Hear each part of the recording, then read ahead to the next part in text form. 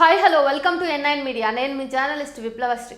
మన దేశంలో ఎవరైతే ప్రశ్నిస్తారో, ఎవరైతే ధిక్కార స్వరాలుగా ఉన్నారో, ఎవరైతే జర్నలిస్టులు నిజాన్ని రాస్తూ ఏవైతే ఎక్స్పోజ్ చేయాల్సినటువంటి కుంభకోణాలు ఉన్నాయో వాటిని ఎక్స్పోజ్ చేస్తూ ప్రతి ఒక్కరికి వ్యతిరేకమైనా సరే, అందరికీ కోపం వచ్చినా సరే, అరే ఇందులో ప్రజలు నష్టపోతున్నారు, దాని గురించి అందరూ తెలుసుకోవాలి, ఇది బయటపడి ప్రజలకి న్యాయం జరగాలి, లేదంటే ప్రజాధనం ఇక్కడ దుర్వినియోగం అవుతోంది అనేటటువంటి ప్రజలకి మేలైనటువంటి వార్తలు రాసే జర్నలిస్టులను కానివ్వండి, మంచి మంచి ఇన్వెస్టిగేటివ్ ఆర్టికల్స్ని రిలీజ్ చేసేటటువంటి జర్నలిస్టులను, రిపోర్టర్లను ప్రభుత్వాలు కానీ ఇతర పార్టీలు కానీ ఎప్పుడూ టార్గెట్ చేస్తాయి. ఈ విషయంలో గౌరీ లంకేష్ లాంటి వాళ్ళు, కల్బుర్గి లాంటి వాళ్ళు ఎంతోమంది మనకి ఎగ్జాంపుల్గా ఉన్నారు. అయితే ఇదంతా గడిచింది కదా, మళ్ళీ ఇప్పుడు ఎందుకు మాట్లాడుతున్నావు అంటే ఎందుకు మాట్లాడొద్దు అని నేను అడుగుతున్నా.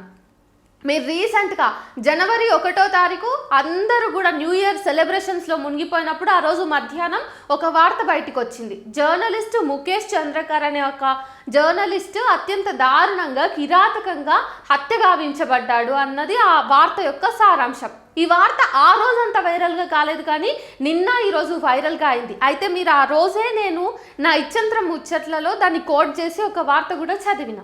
సో మొత్తానికి ఇక్కడ జరిగింది ఏంటి, అసలు ముఖేష్ చంద్రకర్ అనేటటువంటి ఒక జర్నలిస్టుని ఎవరు చంపారు, ఎందుకు చంపారు, చంపేంత నేరం అతను ఏం చేసిండు, ఈ విషయంలో పొలిటికల్గా జరుగుతున్నటువంటి డ్రామా ఎట్లా ఉంది అన్నవి మనం తెలుసుకోవాల్సిన కీలక అంశాలు.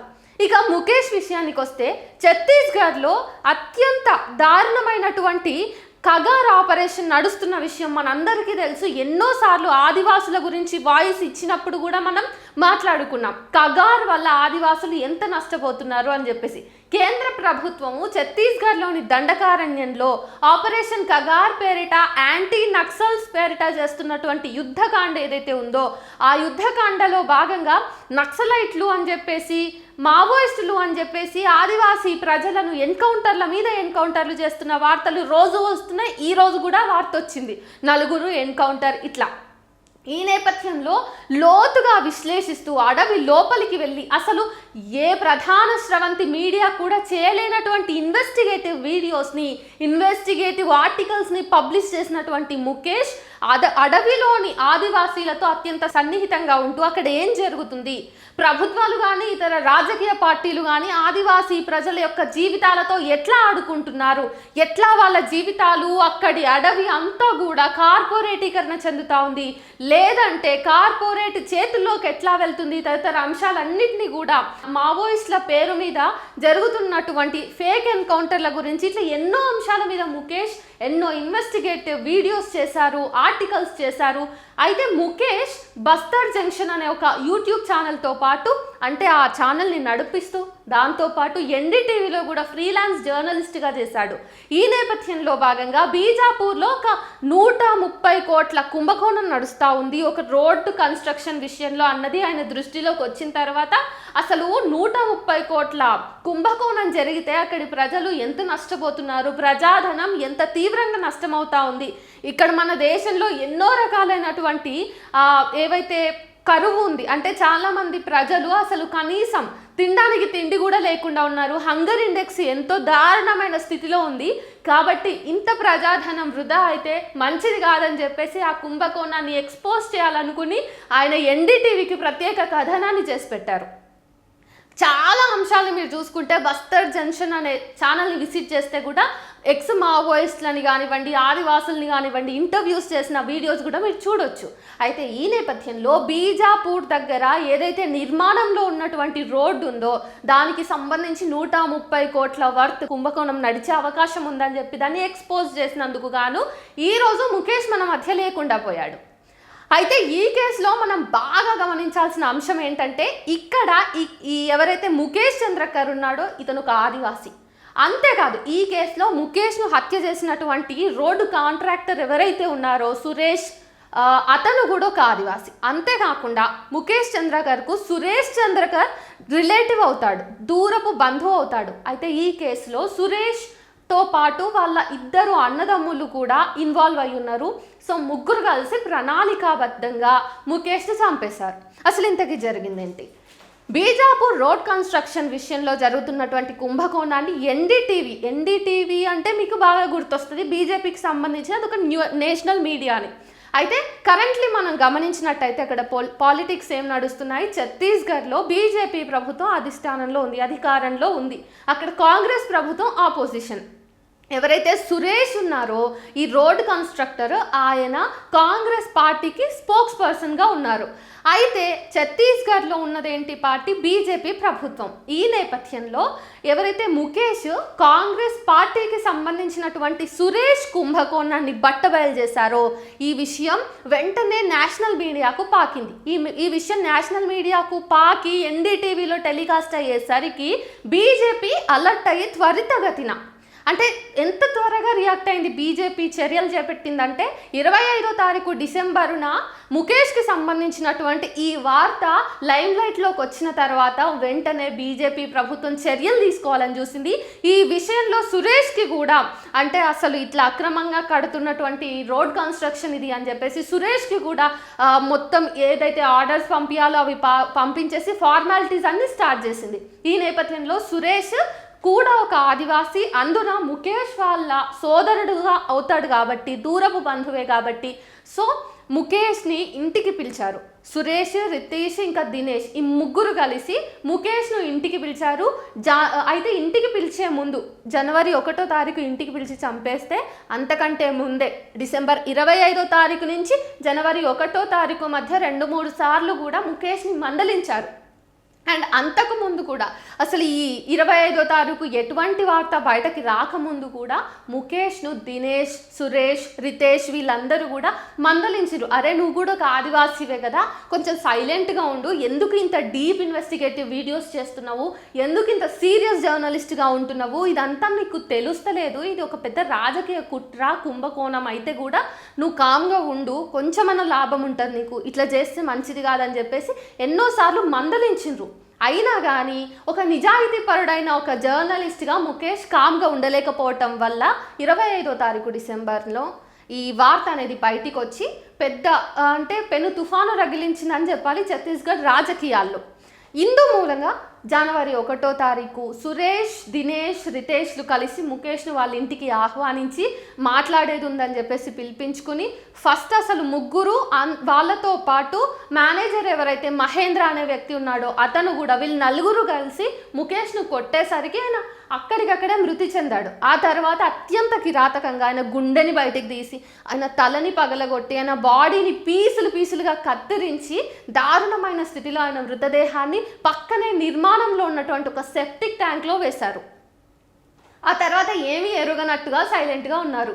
అయితే అసలు సోదరుల ఇంటికి వెళ్ళినటువంటి ముఖేష్ ఇంకా ఇంటికి వస్తలేడేంటి అని సొంత సోదరుడు గుర్తించి అసలు ఏమైపోయాడు మా అన్నయ్య అని చెప్పేసి వెతకగా, పోలీస్ కంప్లైంట్ ఇవ్వగా వాళ్ళు మొబైల్ని ట్రేస్ చేయడంతో లాస్ట్ ఇతను తిరిగినటువంటి ఏరియా ఏది అంటే అది సురేష్కి సంబంధించిన ఇల్లు అని రావడంతో వాళ్ళు దగ్గరలో తనిఖీలు చేస్తే అక్కడ ముఖేష్ యొక్క మృతదేహము జనవరి 1వ తారీఖు దొరికింది.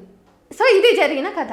వెంటనే ఏదైతే ఈ బండారం అంతా బయటపడ్డదో, ఈ హత్యాకాండ అంతా బయటపడ్డదో, వెంటనే నలుగురు నిందితులు కూడా చెరో దిక్కు వెళ్ళిపోయారు. హైదరాబాద్లో సురేష్ తన డ్రైవర్ యొక్క ఇంట్లో వచ్చి తలదాచుకున్నాడు. ఇంకా సుమారు 200 సీసీ కెమెరాలు, ఆ తర్వాత 300 మొబైల్ను ట్రేస్ చేసిన తర్వాత పోలీసులు సురేష్ హైదరాబాద్లో ఉన్నాడు అని చెప్పేసి నిన్న అర్ధరాత్రి అంటే జనవరి 5వ తారీఖు అర్ధరాత్రిన సురేష్ను పట్టుకున్నారు. మిగిలిన వాళ్ళు కూడా దొరికింది. ఇప్పుడు నలుగురు కలిసి పోలీసుల అదుపులోనే ఉన్నారు. వాళ్ళందరికీ సంబంధించినటువంటి అకౌంట్స్ అన్ని హోల్డ్లో ఉన్నాయి. ఇది చాలా పెద్ద కుంభకోణంలా ఉంది. దీని వెనుక ఇంకా ఎన్నో రకాలైనటువంటి కాన్స్పిరసీస్ రిలేట్ అయి ఉన్నాయి కాబట్టి ప్రభుత్వం కూడా దీని మీద తక్షణమే చర్య తీసుకొని వాళ్ళు బయటికి ఎటు వెళ్లకుండా నిర్బంధించేసి వాళ్ళ అకౌంట్స్ అన్నింటినీ సీజ్ చేసేసారు. ఇంతవరకు ఓకే, ఒక ఘటన జరిగింది, ఒక జర్నలిస్ట్ని చంపేస్తే ఆ నిందితుల్ని ప్రభుత్వం చాలా కష్టపడి పట్టుకుంది, ఇక్కడి వరకు కూడా బాగుంది. కానీ ఈ నేపథ్యంలో మనం పొలిటికల్గా ఎట్లా నడుస్తుంది ఛత్తీస్గఢ్లో చర్చ అన్నది గమనించినట్టయితే Suresh being as a spokes person of Congress party ఆయన చాలా ఈజీగా బీజేపీ పార్టీ టార్గెట్లోకి వచ్చాడు కాబట్టే ఈ కేసు ఇంత తొందరగా ఎక్స్పోజ్ అయింది. ఆ తర్వాత దాని మీద చర్యలు కూడా స్టార్ట్ అయినాయి. అందుకనే ఈరోజు ముఖేష్ చనిపోయే పరిస్థితి వచ్చింది. అయితే సురేష్కి సంబంధించినటువంటి వాళ్ళంతా ఏం చెప్తున్నారు అంటే ఇది బీజేపీ చేస్తున్నటువంటి కుట్ర అని చెప్తున్నారు. ఇక బీజేపీ పార్టీయే అక్కడ రూలింగ్లో ఉంది కాబట్టి అక్కడ ఛత్తీస్గఢ్ డిప్యూటీ చీఫ్ మినిస్టర్ అయిన విజయ్ శర్మ ఏం చెప్తున్నాడంటే కాంగ్రెస్ పార్టీకి సంబంధించిన వ్యక్తి అని చెప్పేసి నానా రకాలుగా ఈ ఏదైతే జర్నలిస్ట్ మీద జరిగిన హత్యాకాండను పార్టీలకు అంటగట్టే ప్రయత్నాన్ని విజయ్ శర్మ నెత్తి మీద వేసుకున్నాడు. ఇంకా అక్కడ ఉన్నటువంటి స్థానిక ప్రతిపక్ష నేతలు కాంగ్రెస్ నేతలు ఎవరైతే ఉన్నారో వాళ్ళందరూ కూడా లేదు ఈ మధ్యనే సురేష్ బీజేపీ పార్టీని పుచ్చుకున్నాడు, బీజేపీ తీర్థం దాగిండు కాబట్టి ఇప్పుడు సురేష్ ఎవరైతే ప్రధాన నిందితుడు ఉన్నాడో ఆ నిందితుడు ఇప్పుడు బీజేపీ పార్టీ వ్యక్తి అని చెప్పేసి చేతులు దులుపుకునే ప్రయత్నం కాంగ్రెస్ పార్టీ చేస్తుంది. ఒక్క నిమిషం ఆగండి, అసలు ఇక్కడ నిందితుడు కాంగ్రెస్ పార్టీకి చెందిండా లేదంటే బీజేపీ పార్టీకి చెందిండా అన్నది అవసరమా? లేకపోతే ఛత్తీస్గఢ్లో ఆల్రెడీ కేంద్ర ప్రభుత్వం నిర్వహిస్తున్నటువంటి కగార్ ఆపరేషన్లో భాగంగా జరిగినటువంటి ఎన్నో విషయాలని ఎక్స్పోజ్ చేసినటువంటి ఒక జర్నలిస్ట్, ఒక సిన్సియర్ జర్నలిస్ట్కి సంబంధించి ఆయన హత్య జరిగితే మరి ఈ విషయంలో మనం ఇంకా పార్టీలకి అంటగట్టే చుట్టూనే ఎంగేజ్ అయి ఉందామా? లేదంటే ముఖేష్కి జరిగినటువంటి పరిస్థితి, ముఖేష్కి వచ్చినటువంటి పరిస్థితి వేరే ఏ ఇతర మేధావులకు జర్నలిస్టులకు రాకుండా చూద్దామా? మీరు మరీ గమనిస్తే మన భారతదేశంలో ఈ మధ్యకాలంలో పార్టీలు ఏవైనా సరే ప్రజలను టార్గెట్ చేసిరు. ఒకటి ప్రజలను ఏ రకంగా టార్గెట్ చేయాలో ఆ రకంగా టార్గెట్ చేస్తున్నారు. చిన్నప్పటి నుంచే పిల్లలకి మతానికి సంబంధించినటువంటి విద్వేషాలను నూరిపోయటం కావచ్చు, లేకపోతే ఒక ఏజ్ వచ్చిన తర్వాత మతాలకి సంబంధించి వాళ్ళే ఓన్ వాయిస్గా రైజ్ అయ్యేలా చేయటం కావచ్చు. అది కూడా కాకపోతే ప్రభుత్వానికి సంబంధించిన విమర్శలు చేసేలాగా లేదా ప్రతిపక్ష విమర్శలు చేసేలాగా మొత్తానికైతే రాజ్యం పూర్తి స్థాయిలో పొలిటికల్ పార్టీస్ ఇంక్లూడింగ్ స్టేట్ ప్రజల్ని పిచ్చివాళ్ళని చేసే పరిస్థితి ఈరోజు చూస్తూ ఉన్నాం. అందులో భాగంగానే ఎవరైతే ఇదంతా కాదు అసలు ఇది ప్రజల్ని తప్పుదోవ పట్టిస్తున్న రాజకీయ క్రీడలు ఇవన్నీ అని చెప్పేసి నిజాన్ని ప్రజలకు చేరవేసేలాగా ఎవరైతే నిజాయితీగా నిబద్ధతగా పనిచేస్తున్నారో బుద్ధిజీవులు, జర్నలిస్టులు, రచయితలు, కవులు లేదంటే ఎవరైనా యాక్టివిస్టులు వీళ్ళందరి మీద కూడా ఈరోజు ప్రభుత్వాలు పొలిటికల్ పార్టీస్ ఫోకస్డ్గా ఉండి వీళ్ళని టార్గెట్ చేసినాయి. ఈ మధ్య కాలంలో వరుస సంఘటనల్ని మనం మన రాష్ట్రంలో కూడా చూసినాం. కొన్ని పుస్తకాల మీద నిర్బంధం చేయాలని చూడడం కానీ లేకపోతే ఇదెట్లా రాస్తారు అదెట్లా రాస్తారు అని చెప్పేసి రచయితలకు మీరు రాస్తున్నది మానేయండి అని చెప్పేసి అంటే అన్అక్నాలెడ్జ్డ్గానే నోటీసులు ఇస్తున్నట్టు ఆర్డర్స్ పాస్ చేయడం కానీ ఇవన్నీ చూస్తూ ఉన్నాం. మరి ఈ నేపథ్యంలో మన భారతదేశంలో మన చైతన్యవంతంగా మనం భ్రమపడుతున్నటువంటి తెలంగాణలో సైతం మేధావులను, జర్నలిస్టులను, బుద్ధిజీవులను ప్రశ్నిస్తున్న ధిక్కార స్వరాలను కాపాడుకోవాల్సిన అవసరం మనకు ఉందా లేదా అన్నది మనం మాట్లాడుకోవాలి. ఈరోజు ఒక ముఖేష్ చనిపోతే ముఖేష్ కుటుంబానికంటే కూడా ఆ నష్టం ఛత్తీస్గఢ్లో ఉన్నటువంటి బీజాపూర్ వాసులకు లేదా అక్కడ ఉన్నటువంటి మావోయిస్టులాగా చిత్రీకరించబడుతున్న ఆదివాసులకు అత్యంత నష్టకరమైన అంశం ఇది. ఎందుకంటే ముఖేష్ లాంటి జర్నలిస్టుల సహాయం లేకుండా ఎట్లాంటి నేషనల్ మీడియా కూడా ఆ అడవిలోకి కాలు పెట్టలేదు, అక్కడ గ్రౌండ్ రిపోర్ట్కి వెళ్ళలేదు. ఫ్యాక్ట్ ఫైండింగ్ చేయాలన్నా ముఖేష్ లాంటి జర్నలిస్టులు కావాల్సిన అవసరం ఉంది ఈరోజు. మరి ఈ నేపథ్యంలో కంప్లీట్ రాష్ట్రాలు, ప్రభుత్వాలు, పొలిటికల్ నాయకులు వీళ్ళందరూ బుద్ధిజీవుల మీద ప్రశ్నిస్తున్న స్వరాల మీద దృష్టిని కేంద్రీకరించి ఉన్నప్పుడు వాళ్ళందరినీ కాపాడుకోవాల్సిన అవసరము మన మీద అంటే ప్రజల మీద ఉంటుంది. వాళ్ళకేమీ కాకుండా చూడాల్సిన బాధ్యత ప్రభుత్వాల మీద ఉంటుంది. కానీ ఈరోజు ప్రభుత్వాలు గడ్డి తింటున్నాయి కాబట్టి ఎవరైతే ప్రజల పక్షాన మాట్లాడుతున్నారో వాళ్ళందరినీ మట్టు పెట్టాలని చూస్తున్నాయి. ఈరోజు కేవలం సురేష్ అనే నిందితుడిని మనం కేవలం ఒక రోడ్డు కన్స్ట్రక్టర్గానే చూడ్డానికి వీల్లేదు. దాని వెనక రాజకీయ కుట్రలు ఉన్నాయి. ఇప్పుడే ఈ సురేష్ అనే వ్యక్తిని ఫలానా పార్టీకి మాత్రమే మనం అంటగట్టేంత అవసరం కూడా లేదు. ఎందుకంటే ఏ పార్టీ అయినా కానీ రాజకీయ పార్టీల స్వభావం మొత్తం కూడా ప్రజలను దోచుకోవడమే.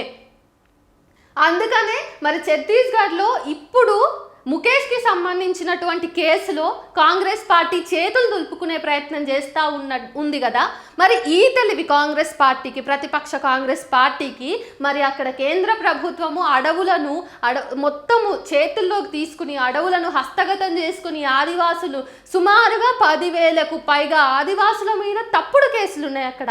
అప్పుడు ప్రశ్నించలేదు ఎందుకు? 2 కిలోమీటర్లకు ఒకసారి 2,000 మందితోటి అక్కడ క్యాంపులు ఉన్నాయి, మరి వాటిని ప్రశ్నించలేదు. ఇవేవిటిని ప్రశ్నించడానికి అక్కడ ప్రతిపక్షం పనిచేయదంట. కానీ ఏదైనా ఒక సంఘటన జరిగి అందులో వీళ్ళు ఇరుక్కునే అవకాశం ఉన్నప్పుడు మాత్రం దులుపుకునే ప్రయత్నం చేస్తుందా? ఇదేనా పాలక పక్షానికి రెస్పాండ్ అవ్వాల్సిన ప్రతిపక్షం యొక్క స్వరం ఇట్లా ఉండాలా? మొత్తానికి మళ్ళీ మనం హెచ్చరికగా తీసుకోవాలి ఇట్లాంటి సంఘటనలన్నింటినీ కూడా.